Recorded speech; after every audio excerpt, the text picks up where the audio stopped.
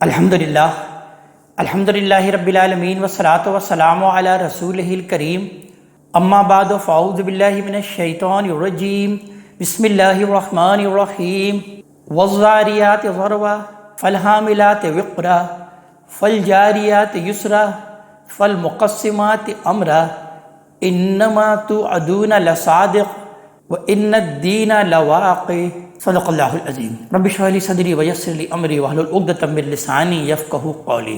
اللہ تبارک تعالیٰ کے بابرکت نام سے آج ہم قرآن حکیم کی 91ویں سورت نمبر 51 کے متعلق آغاز کر رہے ہیں۔ یہ سورہ ذاریات ہے اور یہ اس چھٹے باب کی دوسری سورت ہے۔ وہ چھٹا باب کے جس کا کہ تعارف ہم نے پچھلے نشست میں مکمل کر لیا تھا۔ اس سورت کا موضوع بھی قیامت کے دلائل اور اس کے حوالے سے انذار اور بشارت ہے۔ اس صورت میں اسبات قیامت کے تاریخی دلائل کو البتہ اللہ تبارک تعالیٰ نے زیادہ تفصیل کے ساتھ واضح فرمایا ہے، اور اس کے ساتھ قرآن کے انذار عذاب کو بھی اس میں خاص طور پر ثابت کیا گیا۔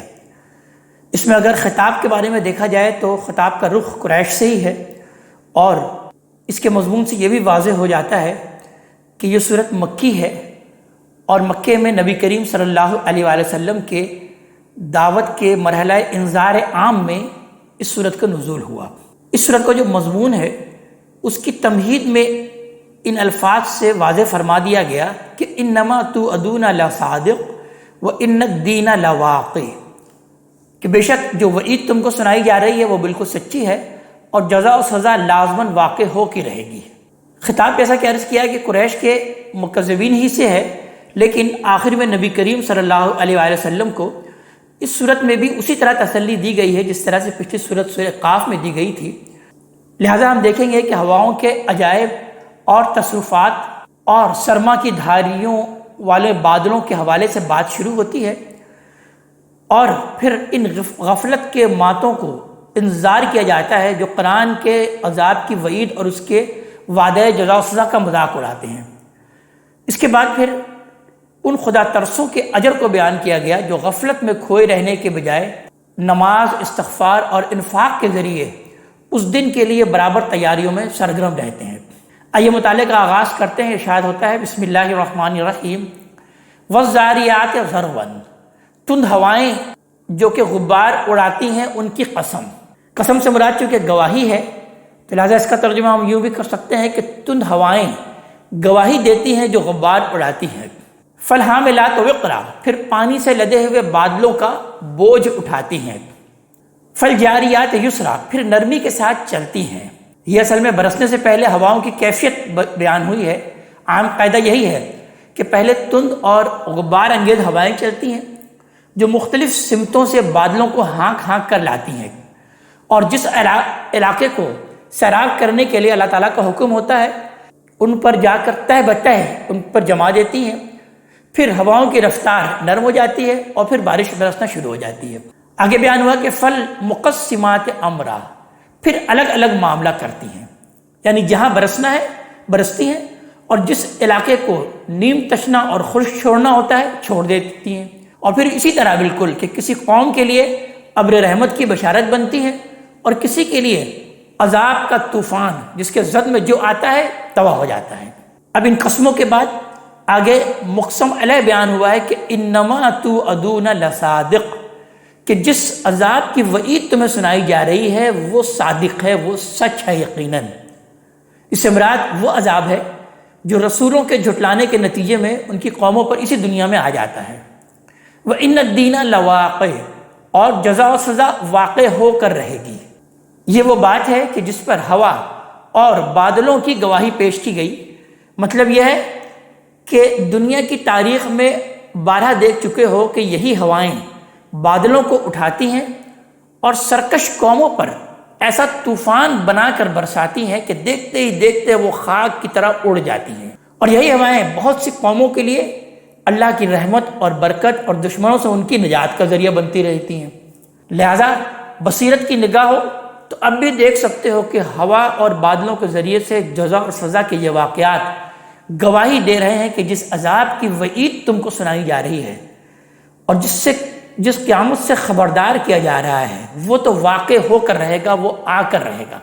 اور پھر مزید ان کی گواہیوں کو بیان کیا گیا کہ وہ سماء ذات الحبک، اور دھاریوں والا آسمان بھی، وہ بھی گواہی دیتا ہے۔ انکم لفی قول مختلف، یہ حقیقت ہے کہ تم لوگ ایک صریح تضاد میں مبتلا ہو، تمہارے قول مختلف ہیں، یعنی ایک چیز کو مانتے ہو اور اسی کے لوازم اور تقاضوں کو ماننے سے انکار کر دیتے ہو۔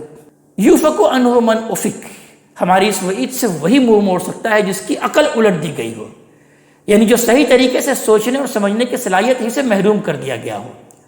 یہ ہدایت اور ضلالت کے بارے میں اللہ تعالیٰ کے قانون کے مطابق ہوتا ہے، لہذا انسان جب اپنے عقل کو خواہشوں اور تعصبات کا تابع بنا لیتا ہے تو اسے وہ چیز بھی نظر نہیں آتی جس کی شہادت خود اس کے وجود سے اور اس کے گرد و پیش میں پھیلی ہوئی کائنات کے ہر گوشے سے مل رہی ہو۔ قتل الخراسون، اس کے بارے میں یہ اٹکل دوڑانے والے ہلاک ہوئے، یعنی قتل ہلاک ہوئے، یہ جو کہ اس کے بارے میں اٹکل پچو کرتے ہیں، اٹکل دوڑا رہے ہوتے ہیں، یعنی قیامت کو جھٹلانے کے لیے جن کے پاس کوئی دلیل نہیں ہے، محض اٹکل کے گھوڑے ہیں جنہیں وہ فکر اور خیال کی وادیوں میں دوڑاتے رہتے ہیں۔ الذین هم فی غمرۃ ساہون، جو غفلت کی نیند سوئے ہوئے ہیں، بالکل بے خبر ہیں۔ یہ قرآن نے در حقیقت وجہ بتا دی کہ ان لوگوں نے اللہ کی دی ہوئی روشنی کو چھوڑ کر اپنے قیاسات کو جو رہنما بنایا ہے اس کی وجہ کیا ہے۔ یسألون ایانا یوم الدین، پوچھتے ہیں کہ وہ یوم الدین، وہ جزا و سزا کب آئے گا، یعنی در حقیقت یہ پوچھنا استہزاء کے انداز میں ہوتا ہے کہ جس روز جزا سزا سے آپ ڈرا رہے ہیں وہ کہاں ہے، اس کا ظہور کب ہوگا۔ یوم ہم علی النار یفتنون، اس دن آئے گا جس دن یہ آگ پر تپائے جائیں گے۔ تپانے کے لیے یہاں جو لفظ استعمال ہوا ہے وہ کیا ہے، وہ یفتنون۔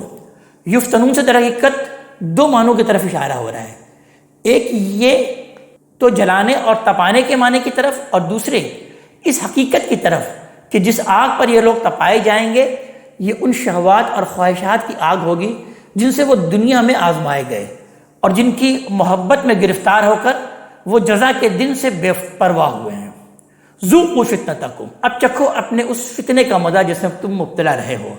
ھذا الذی کنتم بہ تستعجلون، یہ وہی چیز ہے جس کے لیے تم جلدی مچائے ہوئے تھے۔ ان المتقین فی جنات و عیون، البتہ جو متقی ہیں، پرہیزگار ہیں، وہ اس دن باغوں اور چشموں میں ہوں گے، یعنی باغوں اور چشموں میں گھرے ہوئے ہوں گے، ان کے لیے ہر طرف نعمت ہی نعمت ہوگی۔ آخذین ما آتاہم ربہم، ان کے رب نے جو کچھ انہیں بخشا ہے لے رہے ہوں گے، یعنی جو بخش دیا ہے اب وہ جس طرح چاہیں اور جو چاہیں اس سے وہ فائدہ حاصل کر رہے ہوں گے اور محظوظ ہو رہے ہوں گے کہ وہ ہر گھڑی وہ کچھ پا رہے ہیں جو ان کے رب نے انہیں عطا فرمایا ہے۔ انہم کانوا قبل ذالک محسنین، وہ اس سے پہلے احسان کے ذریعے سے خوبی سے عمل کرنے والے تھے۔ کانوا قلیلا من اللیل ما یہجعون، راتوں میں یہ بہت کم سوتے تھے۔ وبالاسحار ہم یستغفرون، اور ان کی آخری وقتوں میں اپنے رب سے وہ مغفرت مانگتے تھے، یعنی شب بیداری کرتے تھے، راتوں میں تہجد کی نماز کا خاص طور پر اہتمام کرتے تھے، اور پھر آخری وقتوں میں اللہ تعالیٰ سے استغفار کرتے تھے، یعنی در حقیقت شب خیزی کے بعد جب سحر طلوع ہوتی ہے تو اپنے رب سے گناہوں ہی کی معافی مانگتے ہیں۔ اس سے در حقیقت یہ معلوم ہوتا ہے کہ وہ نہ تو اس بات کی توقع رکھتے ہیں کہ اس شب بیداری اور رکوع اور سجود کے صلے میں ان کو حضور اور شہود کا کوئی بڑا مقام حاصل ہوگا، اور نہ وہ اس طرح کی کسی چیز کے طلبگاری بنتے ہیں، بلکہ ان کی طلب صرف یہ ہوتی ہے کہ اللہ تعالیٰ ان کی غلطیوں اور کوتاہیوں سے درگزر فرمائے۔ لہٰذا ان کی شب کی تمام عبادت اور ریاضت کا اختتام استغفار پر ہوتا ہے، جو کہ سب سے بڑی دعا ہے استغفار، وہ استغفار کرتے ہیں راتوں کو اٹھ کر۔ وفی اموالہم حق للسائل والمحروم، اور مزید برآں یہ کہ ان کے مالوں میں حق تھا سائل اور محروم کے لیے۔ محروم سے مراد در حقیقت وہ محتاج ہیں جو اپنی خودداری کے باعث کسی مالدار کے دروازے پر سائل بن کر حاضر نہیں ہوتے۔ قرآن میں دوسری جگہ ہدایت فرمائی ہے کہ اس طرح کے محتاجوں کی مدد کے لیے دینے والوں کو خود ان کے پاس پہنچنے کی کوشش کرنی چاہیے۔ اور پھر آگے بیان ہوا کہ یہ ہوا اور بادلوں ہی میں نہیں، وفی الارض آیات للموقنین، جو یقین کرنا چاہیں ان کے لیے زمین میں بھی نشانیاں موجود ہیں، محض ہوا اور بادلوں ہی کا جو گواہی دی گئی ہے، قسم کھایا گیا ہے اسی میں نہیں، بلکہ زمین میں بھی دیکھیں تو ان کی اللہ تبارک تعالیٰ کی نشانیاں موجود ہیں، وفی انفسکم، اور تمہارے اپنے جیوں میں، تمہارے اپنے وجود میں بھی، افلا تبصرون، پھر کیا تم غور نہیں کرتے، تم دیکھتے نہیں؟ وفی السماء رزقکم، اور آسمان میں تو تمہارے لیے روزی بھی ہے، وما توعدون، اور وہ چیز بھی کہ جس کی کہ تم کو وعید سنائی جا رہی ہے وہ بھی ہے، یعنی اس سے مراد وہ عذاب ہے جو رسولوں کی تکذیب کے نتیجے میں لازماً آتا ہے۔ یعنی یہ آسمان تو آئے دن تمہارے سامنے جزا و سزا کی شہادت دیتا رہتا ہے، اسی کے اندر سے اللہ تبارک تعالیٰ تمہارے رزق بھی برساتا ہے، اور اسی کے اندر سے نافرمانی اور سرکشی کرنے والوں پر جب چاہے عذاب بھی برسا دیتا ہے۔ نہ رحمت کے لیے اسے کوئی الگ اہتمام کرنا پڑتا ہے اور نہ عذاب کے لیے کوئی الگ سے کوشش کرنی پڑتی ہے۔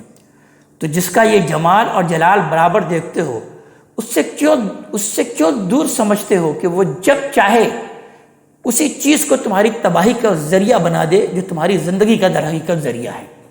فورب السماء والارض، تو قسم ہے آسمان اور زمین کے رب کی، انہ لحق، اس کا آنا یقیناً حق ہے، مثل ما انکم تنطقون، اسی طرح جیسے تم بول رہے ہو، بول دیتے ہو۔ یہ در حقیقت اوپر کے پورے استدلال کو اللہ تبارک تعالیٰ نے سمیٹ کر فرمایا ہے کہ آسمان اور زمین بھی گواہ ہیں اور ان کا رب بھی، کہ جس روز جزا کی یاد دہانی تمہیں کی جا رہی ہے اور جس عذاب سے ڈرایا جا رہا ہے وہ ہر حال میں واقع ہوں گے، اس میں کوئی شبہ نہیں ہے، اللہ کو اس میں ذرا بھی مشکل پیش نہیں آئے گی، لہذا فرمایا ہے کہ پلک جھپکتے ہی یہ اسی طرح واقع ہو جائیں گے جس طرح تم بول دیتے ہو۔ اس کی نشانی تاریخ میں بھی ہے، لہذا سورہ کی ابتدا میں ہوا اور بادلوں میں نعمت اور عذاب کی نشانی سے استدلال کیا، اسی حقیقت کو واضح کرنے کے لیے اب آگے تاریخی دلائل دیے جا رہے ہیں، اور اس کی تمہید ابراہیم علیہ السلام اور لوط علیہ السلام کے واقعے سے اٹھائی جا رہی ہے۔ اس میں دکھایا گیا ہے کہ اللہ تبارک تعالیٰ نے جو فرشتے قوم لوط کے لیے عذاب لے کر آئے تھے، انہی فرشتوں نے اپنی مہم میں پہلے ابراہیم علیہ السلام کو ایک ذی علم فرزند کی بشارت بھی دی۔ اس واقعے کی یہی جامع حیثیت ہے جس کا تقاضا ہوا کہ تمہید در حقیقت اسی واقعے سے اٹھائی جائے۔ لہذا ارشاد ہوتا ہے کہ حل اتاک حدیث ضیف ابراہیم المکرمین، آپ کو ابراہیم علیہ السلام کے معزز مہمانوں کی حکایت پہنچی ہے؟ سوالیہ انداز سے اللہ تبارک تعالیٰ پوچھ رہے ہیں نبی کریم صلی اللہ علیہ وسلم سے۔ اس دخلوا علیہ فقالوا سلاما، جب وہ ان کے پاس داخل ہوئے تو انہوں نے کہا آپ پر سلامتی ہو، اعلیٰ سلام، تو ابراہیم علیہ السلام نے بھی جواب دیا کہ آپ کو بھی سلام۔ قوم منکرون، کچھ اجنبی سے لوگ ہیں، یہ الفاظ ظاہر ہے ابراہیم علیہ السلام نے زبان سے نہیں ادا کیے بلکہ اپنے دل میں کہے ہوں گے۔ انہیں تعجب ہو رہا تھا کہ اس دیار میں یہ اجنبی لوگ کہاں سے آ گئے۔ فراغ الی اہلہ، پھر نظر بچا کر اپنے گھر والوں کے پاس گئے۔ شریف، فیاض اور کریم النفس جو میزبان ہوتے ہیں ان کا یہی طریقہ ہوتا ہے کہ وہ مہمان کی نظر بچا کر پھر ضیافت کا اہتمام کرتے ہیں، اس لیے کہ مہمان تکلفاً یہ نہ کہیں کہ اس تکلیف کی بھلا کیا ضرورت تھی۔ فجاء بعجل سمین، اور ان کے لیے فربا بچھڑے کا بھنا ہوا گوشت لے آئے۔ سورہ ہود کی آیت نمبر 69 میں وضاحت ہے کہ یہ عجل حنیز یعنی بھنا ہوا بچھڑا تھا۔ فقربہ الیہم، اور ان کے آگے پیش کر دیا مگر انہوں نے ہاتھ نہیں بڑھایا۔ قال الا تاکلون، تو انہوں نے کہا کہ آپ کھاتے کیوں نہیں ہیں؟ فاوجس منہم خیفہ، پھر ان کے تردد کو دیکھ کر انہوں نے اپنے دل میں ان سے کچھ اندیشہ محسوس کر لیا۔ اس سے معلوم ہوتا ہے کہ ان کے کھانے کی طرف ہاتھ نہ بڑھانے سے حضرت ابراہیم علیہ السلام سمجھ گئے کہ یہ در حقیقت فرشتے ہیں جو انسانی صورت میں آئے ہیں۔ قالوا لا تخف وبشرہ بغلام علیم، انہوں نے کہا کہ ڈریے نہیں، خوف مت کھائیے، اور انہیں ایک ذی علم فرزند کی بشارت دی۔ حضرت اسحاق علیہ السلام کے لیے قرآن حکیم میں جو ان کی صفت آتی ہے وہ غلام علیم کی صفت آتی ہے، جبکہ حضرت اسماعیل علیہ السلام کے لیے جو صفت آتی ہے وہ غلام حلیم کی صفت آتی ہے، یعنی حلم والے، بردبار شخصیت، اور یہ حضرت اسحاق علیہ السلام یہ علم والے تھے۔ ان کے بارے میں بیان ہوا کہ ان کو بشارت دی بغلام حلیم کی، اور اس سے پھر یہ بھی نتیجہ نکلتا ہے کہ یہ جو فرزند جو تمہارا ہوگا یہ در حقیقت نبی بھی ہوگا۔ فاقبلت امرأتہ فی صرہ، ان کی بیوی یہ سن کر حیرانی کے عالم میں آگے بڑھی۔ فسکت وجہہا، اور اپنا ماتھا پیٹا، وقالت، اور بولی، عجوز عقیم، بڑھیا بانجھ، یعنی بڑھیا بانجھ اب یہ جنے گی اس عمر میں بچہ۔ یعنی ابراہیم علیہ السلام کو یہ بشارت اتنی بلند آواز سے فرشتوں نے دی کہ ان کے پیچھے کھڑی ہوئی ان کی بیوی نے بھی سن لی۔ اس سے ان کو جو حیرت اور ساتھ ہی جو خوشی ہوئی ہوگی اس کا اندازہ بھلا کون کر سکتا ہے، اور ان آیات سے بالکل واضح ہوتا ہے۔ لہٰذا وہ یہ سنتے ہی اپنے تعجب کے اظہار کے لیے لپکیں اور بالکل خاص نسوانی انداز سے اپنے ماتھے پر ہاتھ رکھ کر بولی کہ میں تو ایک بڑھیا بانجھ ہوں، کیا اب اس عمر میں اور اس حالت میں میں جنوں گی؟ یہ حضرت سارہ علیہ السلام تھی۔ حضرت سارہ سلام علیہ کے اس فقرے کی ایک ایک لفظ کے اندر جو حیرت، جو خوشی اور اس بشارت کی مزید تصدیق کی جو خواہش جھلک رہی ہے، وہ اگر غور کیا جائے تو وہ یہاں پر کوئی بیان کی محتاج نہیں ہے۔ قالوا کذالک قال ربک، تو انہوں نے کہا کہ آپ کے رب نے یہی کچھ فرمایا ہے، انہ هو الحکیم العلیم، وہ بڑا ہی حکیم ہے اور علیم ہے۔ قال فما خطبکم ایھا المرسلون، ابراہیم علیہ السلام نے پوچھا کہ پھر اے بھیجے ہوئے جن کو اللہ تعالیٰ نے بھیجا ہے، تمہیں کیا مہم درپیش ہے؟ قالوا انا ارسلنا الی قوم مجرمین، انہوں نے جواب دیا کہ ہمیں ایک مجرم قوم کی طرف بھیجا گیا ہے۔ لنرسل علیہم حجارۃ من طین، کہ اس پر سنگ گل برسا دیں، مسومۃ عند ربک للمسرفین، جو آپ کے رب کے ہاں ان لوگوں کے لیے نشان زدہ ہیں جو حد سے بڑھے ہوئے ہوں، یعنی جو پہلے سے اس کام کے لیے محفوظ کیے گئے ہیں، انہیں ڈھونڈنے کے لیے کہیں دور نہیں جانا پڑے گا۔ آپ کے رب کی بھیجی ہوئی تند اور تیز آندھیاں انہی کے قدموں سے ان پتھروں کو اٹھائیں گی اور پھر ان پر برسا دیں گی۔ قرآن مجید کے دوسرے مقامات سے معلوم ہوتا ہے کہ قوم لوط پر یہ عذاب اسی غبار اڑاتی ہوئی ہوا کے طوفان اور رعد اور برق سے آیا، جس کا ذکر بالکل سورت کی ابتدا میں اللہ تبارک تعالیٰ نے کیا۔ فَأَخْرَجْنَا مَنْ كَانَ فِيهَا مِنَ الْمُؤْمِنِينَ، پھر اس بستی سے ہم نے سب ایمان والوں کو نکالا۔ فَمَا وَجَدْنَا فِيهَا غَيْرَ بَيْتٍ مِنَ الْمُسْلِمِينَ، تو وہاں ایک کے سوا مسلمانوں کا کوئی گھر نہیں پایا۔ اس سے پہلے لفظ مومنین اور پھر یہاں مسلمین استعمال ہوا ہے۔ اس کی وجہ کیا ہے؟ یعنی پہلے والی آیت میں نجات کے باب میں سنت الہی بیان ہوئی ہے، اور سنت الہی یہی ہے کہ عذاب سے نجات صرف سچے اہل ایمان ہی پاتے ہیں۔ اس دوسری آیت میں علاقے کا حال بیان ہوا ہے کہ ایک خاندان کے سوا وہاں مسلمانوں کا کوئی گھرانہ سرے سے تھا ہی نہیں۔ اس گھرانے کے لیے لفظ مسلمین استعمال فرمایا کہ جس میں در حقیقت وسعت ہے، اس کے اندر پختہ اور خام اور بالغ اور نابالغ سب سما سکتے ہیں، یہاں تک کہ ظاہری اعتبار سے حضرت لوط علیہ السلام کی بیوی بھی اس میں شامل تھی، لیکن آخری وقت میں وہ پھر اس سے خارج کر دی گئی۔ تب ہم نے پتھر برسا دیے، وَتَرَكْنَا فِيهَا آیَةً لِلَّذِينَ يَخَافُونَ الْعَذَابَ الْأَلِيمَ، اور ان لوگوں کے لیے عبرت کی ایک بڑی نشانی وہاں چھوڑ دی جو دردناک عذاب سے ڈرتے ہوں۔ وفی موسیٰ، اور یہی نشانی موسیٰ علیہ السلام کی سرگزشت میں بھی ہے۔ اذ ارسلناہ الی فرعون بسلطان مبین، جب ہم نے ان کو ایک واضح سند کے ساتھ فرعون کی طرف بھیجا، اشارہ ہے ان غیر معمولی معجزات کی طرف جو حضرت موسیٰ علیہ السلام کو دیے گئے۔ یہ گویا در حقیقت اس بات کی سند تھی کہ وہ رب العالمین کی طرف سے مامور ہو کر آئے تھے۔ فتولی برکنہ، تو اس نے غرور سے منہ موڑا فرعون نے، وقال ساحر او مجنون، اور بولا یہ جادوگر ہے یا کوئی مجنون ہے، خپتی ہے۔ یعنی جب معجزے دیکھے تو کہا جادوگر ہے، اور جب دعوت سنی تو کہا یہ تو کوئی دیوانہ معلوم ہوتا ہے جو اللہ کے پیغمبر ہونے کا دعوے دار بن کر آ گیا ہے۔ فَأَخَذْنَاهُ وَجُنُودَهُ، اس کا نتیجہ یہ ہوا کہ ہم نے اسے اور اس کے لشکروں کو پکڑا۔ فَنَبَذْنَاهُمْ فِي الْيَمِّ، اور انہیں سمندر میں پھینک دیا، وَهُوَ مُلِيمٌ، اور وہ ملامت زدہ ہو کر رہ گئے۔ دوسری جگہ پر فرمایا کہ نہ ان پر آسمان رویا نہ زمین نے آنسو بہائے۔ قرآن کے اشارات اور بائبل کی تصریحات سے معلوم ہوتا ہے کہ اس واقعے میں بھی انہی ہواؤں کے تصرفات کو دخل تھا جن کی شہادت سورہ کے ابتدا میں پیش کی گئی۔ کتاب خروج میں اس کے باب 14 کے ورس نمبر 21 میں یوں بیان ہوتا ہے کہ پھر موسیٰ نے اپنا ہاتھ سمندر کے اوپر بڑھایا اور خداوند نے رات بھر تند پوربی آندھی چلا کر اور سمندر کو پیچھے ہٹا کر اسے خشک زمین بنا دیا اور پانی 2 حصے ہو گیا۔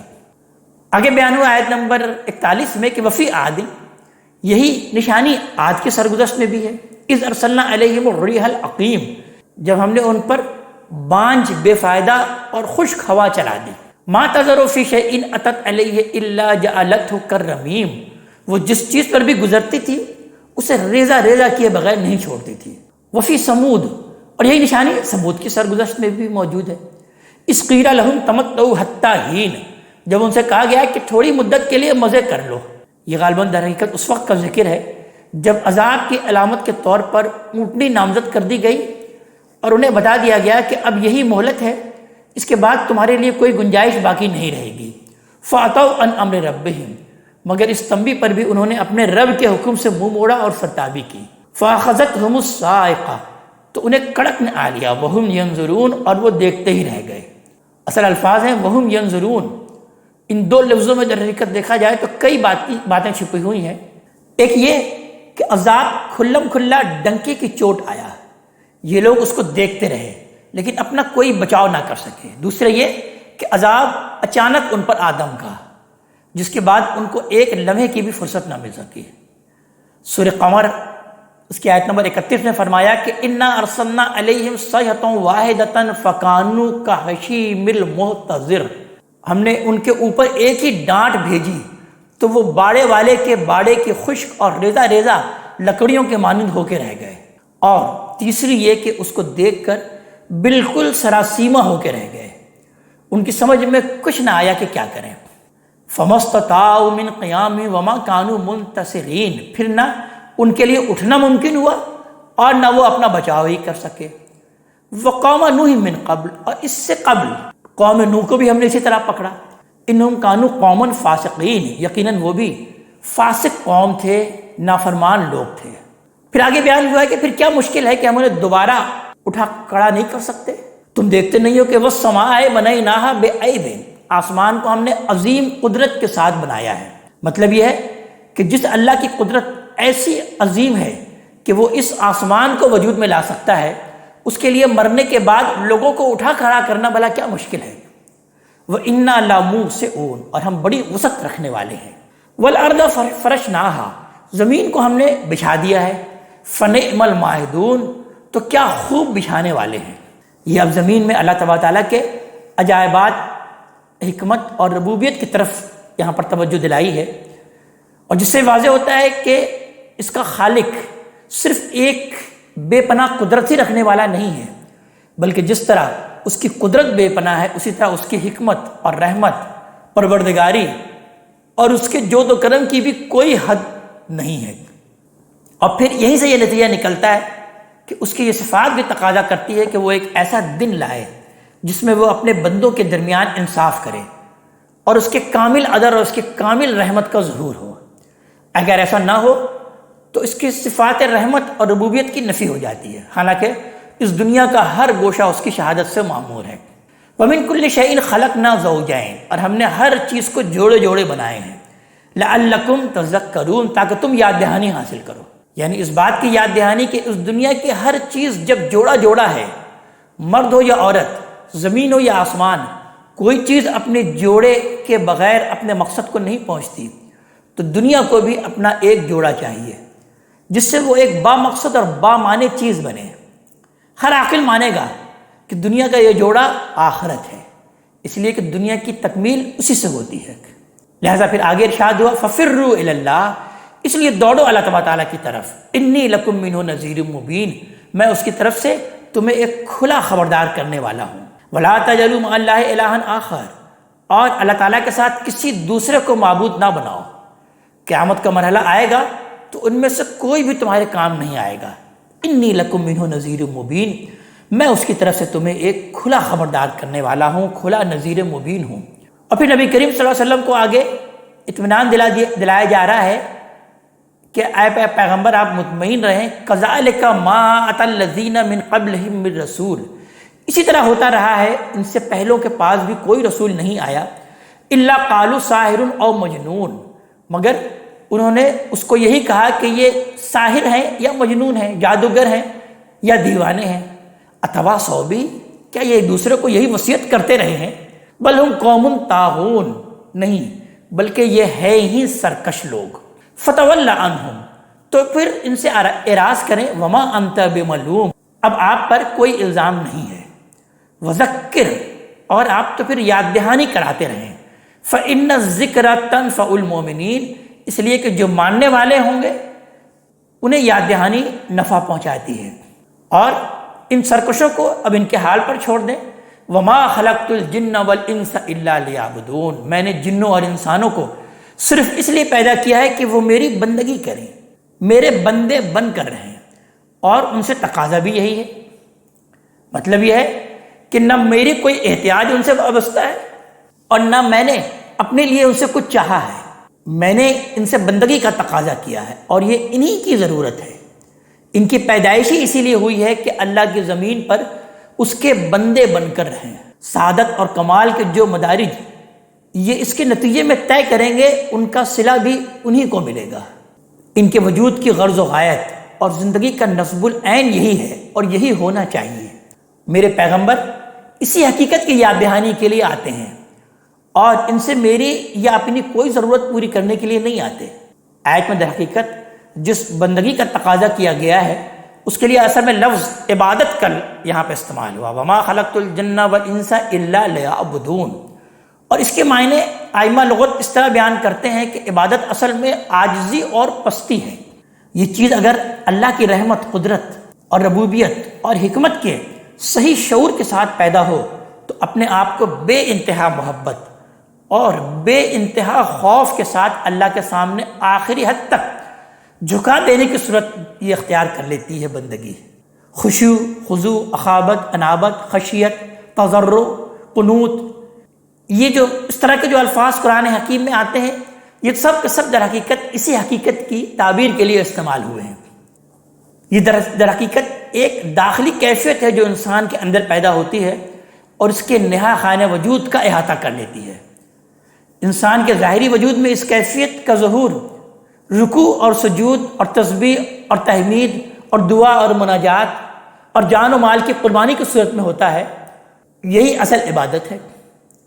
لیکن انسان چونکہ اس دنیا میں اپنا ایک عملی وجود بھی رکھتا ہے، اس وجہ سے یہ عبادت انسان کے اس عملی وجود سے پھر متعلق ہو جاتی ہے، اور اس طرح پرستش کے ساتھ ساتھ، بندگی کے ساتھ ساتھ اطاعت کو بھی شامل ہو جاتی ہے۔ اس وقت یہ انسان سے مطالبہ کرتی ہے کہ اس کا باطن جس ہستی کے سامنے جھکا ہوا ہے اس کا ظاہر بھی اس کے سامنے جھک جائے۔ اس نے اپنے آپ کو اندرونی طور پر جس کے حوالے کر دیا ہے اس کے خارج میں بھی اس کا حکم پھر جاری ہو جائے، یہاں تک کہ اس کی زندگی کا کوئی پہلو بھی اس سے مستثنیٰ نہ رہے۔ دوسرے لفظوں میں یوں کہیے کہ ہر لحاظ سے وہ اپنے رب کا بندہ بن جائے۔ جنوں اور انسانوں کا ذکر اس آیت میں ایک درجے کی مخلوق کی حیثیت سے ہوا ہے۔ اس کی وجہ یہ ہے کہ دونوں کو اللہ تبارک تعالیٰ نے ارادہ اور اختیار کی نعمت سے نوازا ہے، اور دونوں اللہ تبارک تعالیٰ کے ہاں جواب دہ ہیں، اکاؤنٹیبل ہیں، اور دونوں ہی پھر یکساں اجر کے بھی حقدار ہیں اللہ تبارک تعالیٰ کے ہاں۔ آگے ارشاد ہوا، ما ارید منہم من رزق، میں ان سے کوئی رزق نہیں چاہتا، وما ارید ان یطعمون، اور نہ یہ چاہتا ہوں کہ مجھے کھلائیں۔ ان اللہ هو الرزاق، اللہ تبارک تعالیٰ تو خود رزاق ہے، خود روزی رسا ہے۔ ذو القوۃ المتین، بڑی قوت والا، بڑے زور اور طاقت والا ہے۔ پھر آگے نبی کریم صلی اللہ علیہ وسلم کو مخاطب کر کے اللہ تبارک تعالیٰ بیان فرما رہے ہیں کہ آپ انہیں کچھ مہلت دیں، فَإِنَّ لِلَّذِينَ ظَلَمُوا ذَنُوبًا، اس لیے کہ ان ظالموں کے لیے بھی وہی پیمانہ ہے، مثل ذنوب اصحابہم، جیسا ان کے اگلے ہم مشربوں کے لیے تھا۔ فَلَا يَسْتَعْجِلُونَ، تو پھر آپ مجھ سے جلدی نہ مچائیں۔ فَوَيْلٌ لِلَّذِينَ كَفَرُوا مِن يَوْمِهِمُ الَّذِي يُوعَدُونَ، ان منکروں کے لیے آخر کو بڑی خرابی ہے، بڑی بربادی ہے ان کے اس دن کی وجہ سے جس سے انہیں خبردار کیا جا رہا ہے۔ اس آیت پر یہ سورہ مبارکہ اپنے اختتام کو پہنچتی ہے۔ اللہ تبارک تعالیٰ ہمیں اپنے کلام کا فہم عطا فرمائے اور عمل کی توفیق عطا فرمائے۔ اقول قولی ھذا واستغفر اللہ لی ولکم ولسائر المسلمین والمسلمات۔